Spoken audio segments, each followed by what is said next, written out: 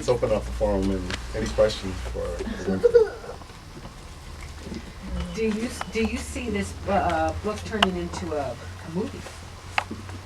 We were Or just play. talking about that, Anna and I, Anna behind you. She said, oh, we have to think about the movie rights. We have to think about the movie rights. She just said that today. And I kind of have, because it's kind of visual. When you read it, you kind of can see.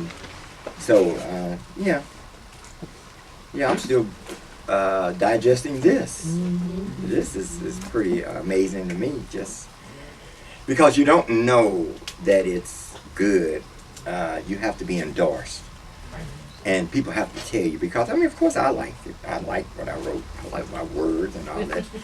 But it's, and you defend them too. Somebody said, well, this is not clear. Well, it's not clear. It's clear to me. And then they'll make the argument that, well, maybe a verb should be, or an adverb, or a pronoun, something should be in place or not. Who cares? No, that's important. So what I come to realize that, oh, well, that did make it clearer. So I lessened my defenses. I'll just put it that way. Anyone else? Even though Uncle Otto couldn't articulate to you, did he teach you some valuable lessons that you've learned that, that I know I have to read the book, but is there anything valuable that you can experience you can give us that? Well, not directly. Even though the fact that he was disabled? Yeah. Well, not directly. I was just in his company a lot. So what I learned, it would be like learning from an able uncle. Yes. I mean, I didn't know I was learning, or that I did learn, but I'm sure I did. And my family all kind of had the same integrity, for lack of a better term. So if he could speak or articulate, I'm sure it would have been in the same vein as my other aunts and uncle and my mother. They all kind of said the same thing to us. Like my cousins and I laugh now, because they would say things like, my mother would say things like, if you could not say you're not going to my grandmother's house, my mother would say, that is my mama. You are going. And they all shared that sense of, yeah. So I'm sure he would have been probably in that same. Was there ever a time that he could speak, or was this from birth? Oh no! Here he is. As this is what prompted the story. Okay. Because when after I wrote the short story, I realized I really didn't know anything about him. Anything, nothing other than what I knew from living in the circumstance. And that piqued my interest. No, by him being so much older than my mother, 10 years, and she was the oldest girl in Nick's.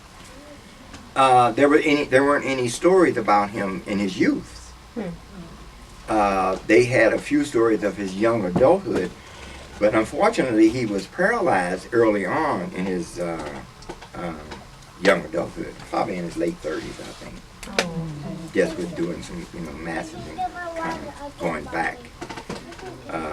It must have been around there. Like this picture, when I saw it for the first time, I was like, wow. Yeah, because he was like this when I knew him. He was, he was infirmed and drugged at that one foot and one arm dangled. Although his face wasn't distorted, he didn't look like this. It was kind of, what illness like that will do to you, I guess. So you never knew what happened to him? So it was never spoken? Well, my mother told me a story. She said he was a brute and a womanizer. I see. And she said that, rumor had it, that a woman had poisoned him, and the result was a stroke. Really? Yeah, gave him strychnine because a jealous woman, it's supposed to be. That was rumored. But then I think I may have heard another side. I just in them talking and not me being inquisitive, I just overheard. But she did tell me that. So I incorporated that in the story as such. I mean, I made up my reason for it happening. What year is this photograph? Do you know? I would say late 30s, early 40s. Looking at the outfit. Yeah. The outfit. Yeah, I was taken aback when I saw that picture for the first time. I really was. This this book, this image represents the time when blacks were migrating from the South. Yeah. What influence does that have in your own personal life, based on this time in the book? Well, I don't know. I guess we all know the plight that what our ancestors and relatives took to find a better condition. And they were no exception. My grandfather, as I knew him, was always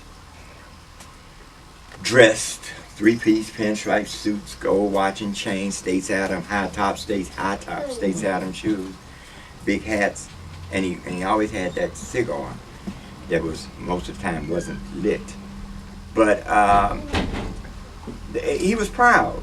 I mean, they came from humble beginnings, but he was proud. He insisted on having. I mean, that was his quest. And I think it rubbed off on all of his children, like my aunts and my other uncle, what have you. They were all industrious and worked and had, they all had integrity or were proud people. Yeah. So yeah, the beginning probably just about the end. Yeah. What writers influenced you to write? I don't know about influenced me to write, but I can tell you some of the ones I love reading. And Octavia Butler comes to mind, who's one of my very favorites. She's dead, she just died. Toni Morrison, Walter Mosley, just any number of black writers. I like a varied of writers. Okay. Yeah. And to reiterate just again, for those that all have a story, what is it that you want to tell people about how to sit and start a book? Start, write. You have to do it. I mean, the only way you can write is to write. And like I said, it became really clear to me when I started writing. The key to doing that was to sit down and write.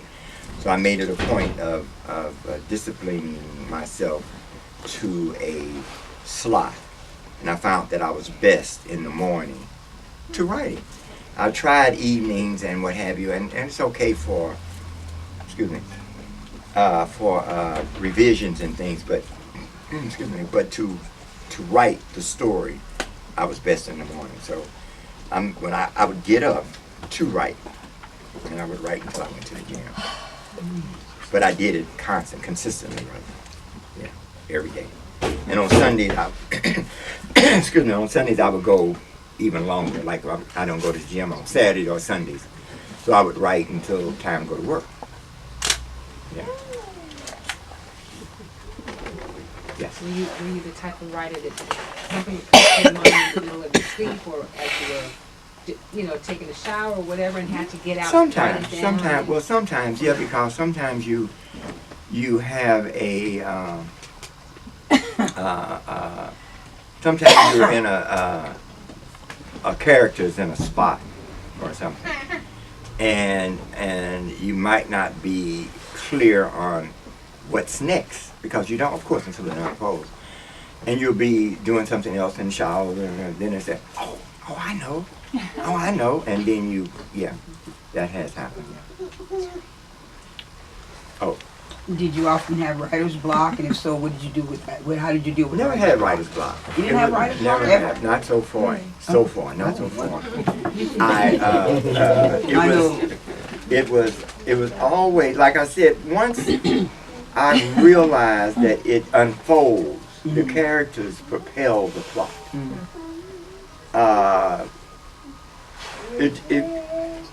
Once the story gets going, it just feeds on itself. Yeah, I never had writer's block. I don't know if that won't occur, but it hasn't so far.